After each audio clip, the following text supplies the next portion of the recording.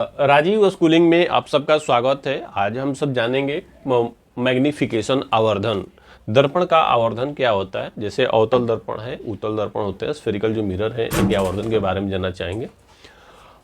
ये आवर्धन क्या होता है। आवर्धन कहते हैं प्रतिबिंब की ऊंचाई और वस्तु की ऊंचाई के अनुपात को क्या कहते हैं, आवर्धन कहते हैं। अगर कोई भी प्रतिबिंब है, मैंने पहले इमेज बनाते हैं। देखिए, ये हमारा अवतल दर्पण है। अवतल दर्पण क्या होता है, वह दर्पण जिसके बाहरी सतह पर प्रतीत किया होता है और भीतरी सतह से प्रकाश का परावर्तन होता है। तो इस प्रकार के दर्पण को हम क्या कहते हैं, अवतल दर्पण कहते हैं। इस दर्पण का ये मध्य बिंदु है और दर्पण के मध्य बिंदु को दर्पण का ध्रुव कहते हैं। अब यहाँ पे एक वस्तु रखी हुई है दर्पण के सामने, यहाँ से प्रकाश किरण डालते हैं और एक किरण खींचते हैं यहाँ से ए।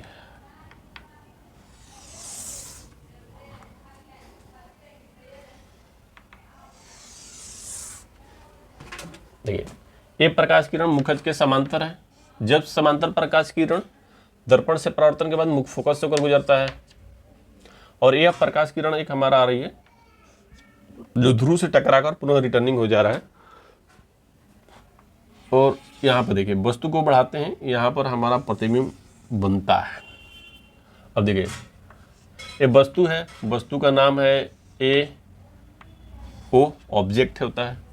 प्रतिबिंब है, प्रतिबिंब को इमेज कहते हैं, इमेज को आई से प्रदर्शित कर देते हैं, आई बी इसका नाम रख देते हैं। और देखिए, ये मुख फोकस एफ हो गया। ये वस्तु कहाँ रखी है, फोकस और वक्रता केंद्र यहाँ पर है, सी के बीच में रखी है। वस्तु कहाँ पर रखा हुआ है, वस्तु ए ओ दर्पण के वक्रता केंद्र सी और मुख फोकस एफ के बीच में रखा हुआ है। आवर्धन कहते किसे हैं, किसी वस्तु के प्रतिबिंब की ऊंचाई, किसी वस्तु के प्रतिबिंब की ऊंचाई और वस्तु के ऊंचाई के अनुपात को आवर्धन कहते हैं। क्या कहते हैं, प्रतिबिंब की ऊंचाई और वस्तु की ऊंचाई के अनुपात को आवर्धन कहते हैं। मान लेते हैं प्रतिबिंब की ऊंचाई h1 है, मान देखिए वस्तु की ऊंचाई h1 है, h1 और प्रतिबिंब की ऊंचाई h2 है। तो आवर्धन बराबर क्या हो जाएगा, आवर्धन बराबर हो जाएगा हमारा h2 अपन में h1। आवर्धन को किसे प्रदर्शित करते हैं, m से प्रदर्शित करते हैं। m बराबर हो जाएगा h2 अपन h1। अब देखिए, आवर्धन में जब क्या होता है कि सारे चिन्ह परिपाटी लेते हैं और दर्पण के चिन्ह परिपाटी जो होते हैं कि दर्पण के ध्रुव से मापे जाते हैं, दर्पण के ध्रुव से मापे जाते हैं। ध्रुव से बाईं ओर की दूरियां ऋणात्मक होती है और ध्रुव से ऊपर की दूरी भी ऋणात्मक होती है। मुख से ऊपर की दूरी क्या होता है, मुख से ऊपर की दूरी धनात्मक होता है और नीचे की दूरी ऋणात्मक होता है। तो h2 हमारा किस में हो जाएगा, निगेटिव में हो जाएगा, h1 हमारा पॉजिटिव में हो जाएगा, क्योंकि वस्तु दूरी है और वस्तु दूरी नहीं, वस्तु की ऊंचाई है जो मुख से ऊपर की ओर रखा गया तो प्लस में होगा। प्रतिबिंब नीचे बन रहा है, वास्तविक प्रतिबिंब बन रहा है तो माइनस में हो जाएगा। तो m बराबर हो जाएगा माइनस h2 अपन में h1, आवर्धन बराबर। अब देखिए, आवर्धन कहते किसे हैं, किसी वस्तु के प्रतिबिंब की ऊंचाई, वस्तु के प्रतिबिंब की ऊंचाई और वस्तु के ऊंचाई के अनुपात को क्या कहते हैं, आवर्धन कहते हैं। इसका हम निगमन भी कर सकते हैं। देखिए निगमन में कैसा होता है, अभी इसको इरेज किया जाता है। इरेज करने वाला कहाँ गया बाबू, ये आते हैं, इतना मिटाते हैं और आवर्धन बराबर क्या लिखा गया था ये हम लिख देते हैं, माइनस h2 अपन में h1 था, राइट, यही था। देखिए, दर्पण के बारे में हम जानते हैं कि इसमें है क्या, पहले इसके बारे में समझिए। m1 m2 क्या है, दर्पण का नाम है। p क्या है, दर्पण का ध्रुव है या दर्पण का मध्यबिंदु है। f क्या है, इस दर्पण का मुख्य फोकस है। c क्या है, दर्पण का वक्रता केंद्र है। o क्या है, वस्तु है, इसका पूरा नाम a o है। और ये वस्तु कहाँ रखा हुआ है, वक्रता केंद्र c और फोकस f के बीच में रखा हुआ है। प्रतिबिंब कहाँ बन रहा है, वक्रता केंद्र C और अनंत के बीच में बन रहा है। कैसा बन रहा है, वस्तु ऊपर की ओर है, प्रतिबिंब नीचे की ओर बन रहा है, यानी उल्टा प्रतिबिंब बन रहा है, वास्तविक प्रतिबिंब बन रहा है। यह इसका क्लियरिफिकेशन मैग्निफिकेशन के साथ साथ मैं बताना चाहूँगा कि इसके प्रतिबिंब अवतल दर्पण द्वारा प्रतिबिंब बनने का जो कंडीशन था उसमें भी ये प्रतिबिंब बताया गया है कि जब वस्तु दर्पण के वक्रता केंद्र सी और फोकस के बीच हो तो उसका प्रतिबिंब कहाँ बनता है, कैसा बनता है, स्थिति क्या होगा और कंडीशन क्या होगा, वहां भी आप देख सकते हैं इस चीज का सेम डायग्राम है। तो इसमें देखिए अब लिखेंगे इसका प्रमाणित में क्या होता है कि माना, क्या लिखेंगे, माना M1 M2 एक अवतल दर्पण है जिसका ध्रुव P, फोकस F, वक्रता केंद्र C है। वस्तु AO दर्पण के वक्रता केंद्र C और फोकस F के बीच में स्थित है। वस्तु वक्रता केंद्र C और फोकस F के बीच में रखी है, जिसकी ऊंचाई h1 है और इस वस्तु का प्रतिबिंब IB अनंत और वक्रता केंद्र के बीच बनता है, जिसका प्रतिबिंब IB अनंत और वक्रता केंद्र के बीच बनता है, वास्तविक उल्टा बनता है और प्रतिबिंब की ऊंचाई h2 है। प्रतिबिंब की ऊंचाई क्या है, h2 है। फिर से बोलते हैं, माना M1 M2 अवतल दर्पण है जिसका ध्रुव P, मुख्य फोकस F, वक्रता केंद्र C है। वस्तु AO वक्रता केंद्र C, फोकस F के बीच में रखी हुई है, बीच रखी है, जिसका प्रतिबिंब वास्तविक उल्टा प्रतिबिंब IB अनंत और वक्रता केंद्र के बीच बनता है। वस्तु की ऊंचाई h1, प्रतिबिंब की ऊंचाई h2 है। आवर्धन बराबर होता है प्रतिबिंब की ऊंचाई बटा वस्तु की ऊंचाई, प्रतिबिंब की ऊंचाई बटा वस्तु की ऊंचाई को हम आवर्धन कहते हैं। इतना लिख लिए। अब देखिए क्या लिखते हैं, हमारा ट्रिंगल जो बनता है, ट्रिंगल देखिए कौन कौन आता है, I, B और F में आते हैं।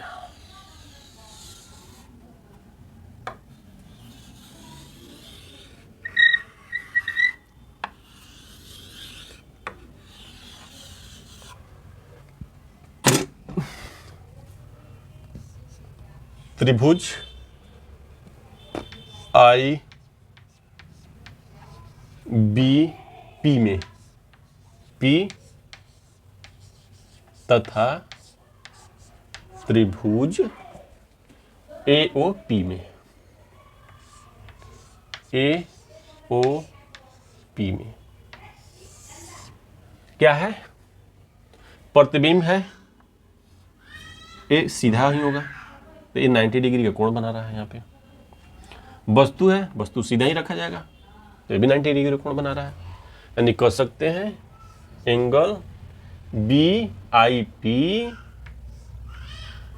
एंगल क्या, BIP,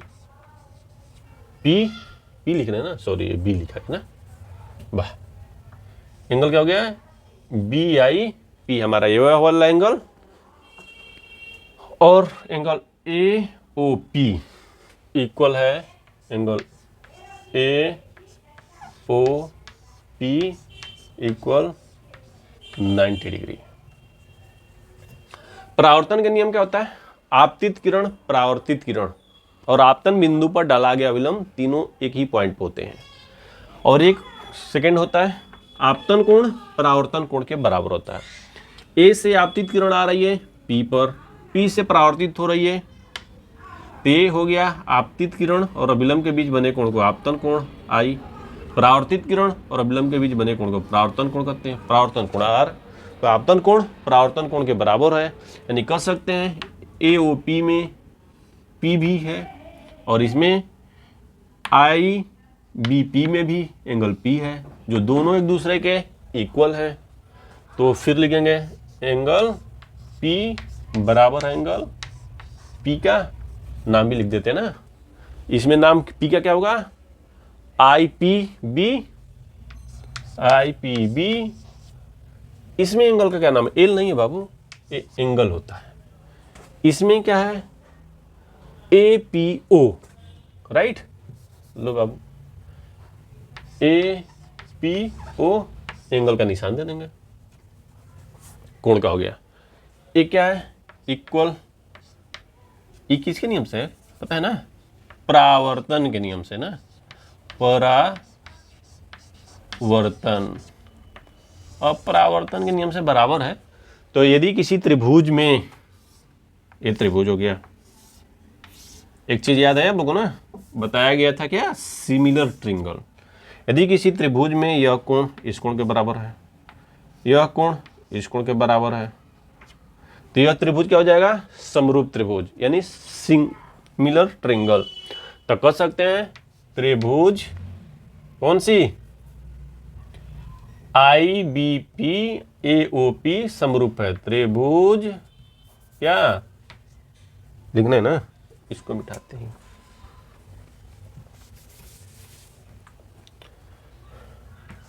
त्रिभुज IBP समरूप है त्रिभुज AOP के। समरूप को लिखने के लिए ना, इतना समरूप लिखेंगे ऐसा ही, समरूप त्रिभुज लिखने से अच्छा है कि खाली ऐसे कर दीजिए, इसी को कहते हैं समरूप। और त्रिभुज लिखने की जगह 3 भुज बना दें, फिगर ही बना दें छोटा सा, त्रिभुज हो गया। तो जब ये समरूप हो गया, तो यदि कोई 2 त्रिभुज आपस में समरूप हो तो उनके संगत भुजाएं अनुपातिक होता है। संगत भुजाएं अब इसका लिखते हैं IB, अरे नहीं बाबू, IB ऐसे थोड़ा ना लिखेंगे, क्या लिखेंगे, IB अनुपात हो जाएगा AO इक्वल, यहां से दूरी IP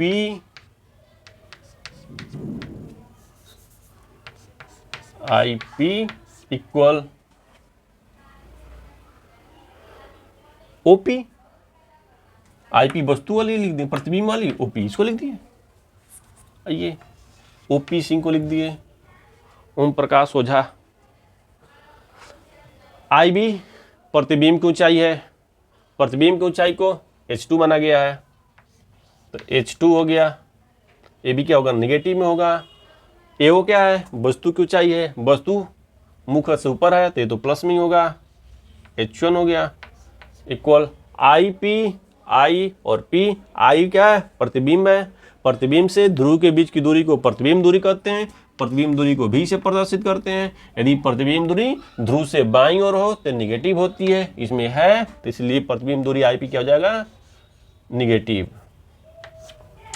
OP, O क्या है, वस्तु है, तो वस्तु से ध्रुव की दूरी को वस्तु दूरी कहते हैं, वस्तु दूरी हमेशा निगेटिव ही होता है, तो निगेटिव लिख दिए। ऊपर माइनस नीचे माइनस कट गया, क्या बचा, माइनस H2 अपन H1 इक्वल V अपन U, यानी कह सकते हैं H2 अपन H1 अपन माइनस V अपन में U। अब थोड़ी ऊपर पहले H2 बटा H1 क्या होता है, आवर्धन, यानी इसके जगह पर लिख देंगे क्या, आवर्धन, M बराबर माइनस V अपन में U। अब देखिए ये V अपन में U हो गया, किस कंडीशन में निगेटिव है, जब प्रतिबिंब की ऊंचाई क्या था, यहाँ पर नीचे की ओर था।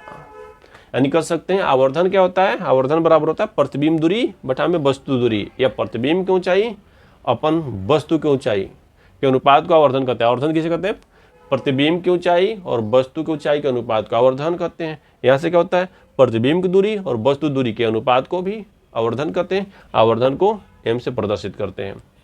अभी तक यदि आपने इस चैनल को सब्सक्राइब न किया हो तो सब्सक्राइब कर लें, ताकि हर रोज आपको एक नई वीडियो प्राप्त